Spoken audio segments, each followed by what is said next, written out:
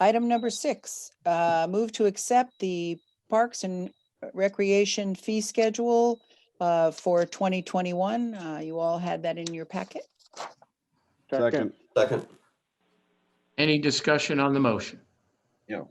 Dave? Well, I still have these concerns about the fees for our parks that taxpayers' dollars built, and then we have to pay to get into, particularly with senior citizens. I asked that at budget last time. It seems that it's approximately $6,000 is what I was told. And I think for our senior citizens that, our park should be free, period. It's just the right thing to do. Mike, can you unmute Dan Calhoun?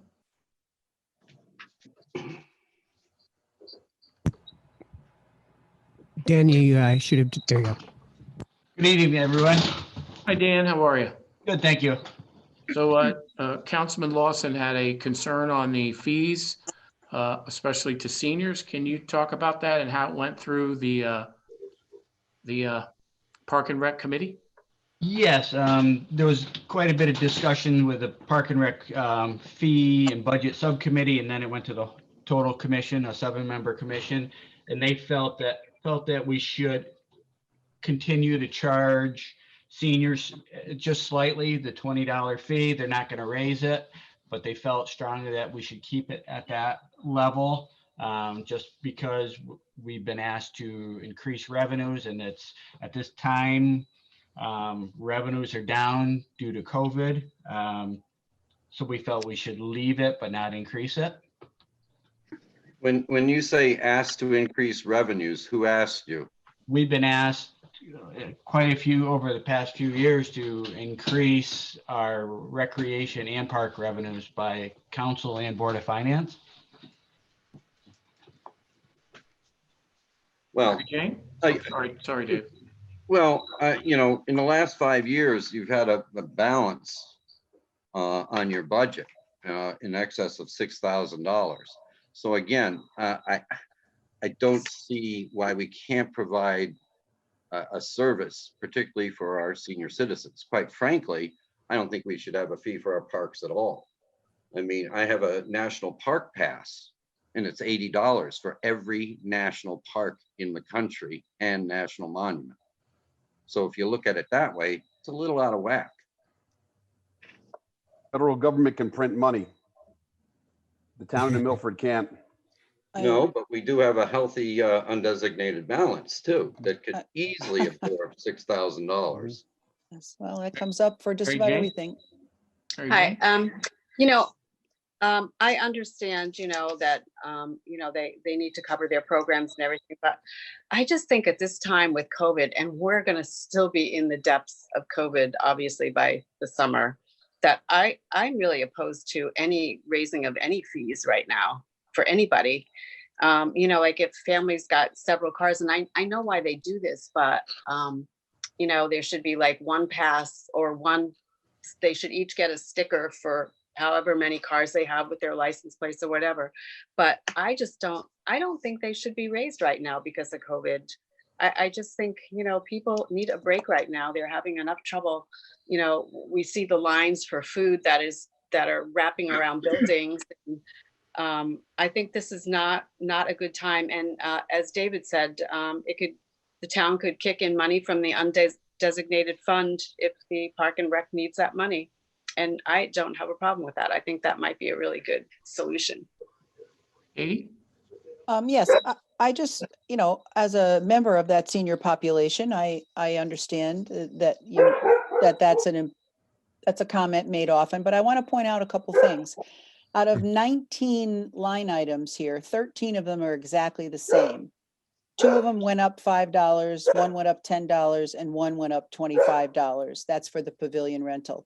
And if you look at, for instance, a resident day pass, it is a resident day pass was $15 for several years, and it stayed at $10 for the last 1, 2, 3, 4, 5 years. None of these increases are gargantuan, and we do need to have some income from our parks because otherwise we can't have the programs that we have. We wouldn't have the staff that we have. There are maintainers. I know that everybody on the council and most people in town, if they've listened, know that it is very expensive to maintain the parks that we have. And I think if you don't maintain them, then people definitely won't want to pay any money to go or go, even if it wasn't a cost to it. So I think they're reasonable costs. The only thing that went up anymore, $50 was the boat slip, which, you know, that's someplace that we were underpriced for a long time. So while I do understand the idea of wanting to keep things affordable for everybody, including seniors, people with children, et cetera, I still say that in the time of COVID, where we might not want to be there every single day as we used to, $10 or $20 to take your child a couple of weekend days on a nice weather is not a lot of money for a senior. It's gone down. So $10, I mean, we ought to be happy that we have a park for them. Chris? Yeah, so as someone who's fast approaching being a senior, and I do appreciate the desire to make things free or more reasonable to seniors, but I think it's already reasonable. And if we don't, and really if we waive a fee, what we're really talking about is we're just transferring the burden somewhere else. And you know, I always hear a lot of talk about the undesignated funds, and while we whether you want to term it healthy but we are within guidelines of where we need to be. So we don't have excessive undesignated funds. So to keep our credit rating and keep our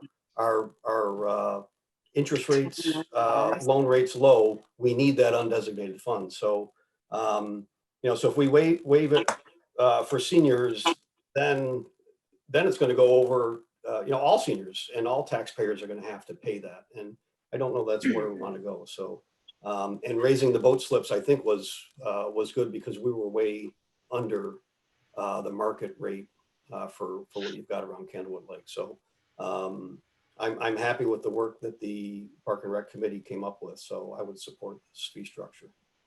Hey, Chris? Dave? again, if you look at the budget balance for the last 5 years for Parks and Rec, it's been in excess of $6,000. And I have no reason to expect that that's going to be any different this year. And if it is, then yes, I think we do have a lot in the undesignated fund, of which $6,000 is easily found. If that's how we want to treat seniors, then fine, but I can't support it. Mike? I think we do a pretty good balance of having the town subsidize a lot of our parks and other things, but having a slight user fee so that people that do use it help support it also. To me, it seems like a very good balance. And just because we have extra money in one fund or not, there's a lot of different things we could take money to pay down. But I think that the balance we have right now is perfect. I just want to say, I think, in my opinion, you're just missing the boat. It's about the people in the town that are standing in line, and you know, they're down at Pettibone and the cars are wrapping around the building, and everywhere you look in the state of Connecticut, people can't even afford to put food on their table. So how, you know, like if they can't afford the food, how are they even going to afford a fee for the park? I just think in this time of crisis that the town should step up and cover whatever the cost is for Park and Rec. I'm not saying every year, I'm just saying this year.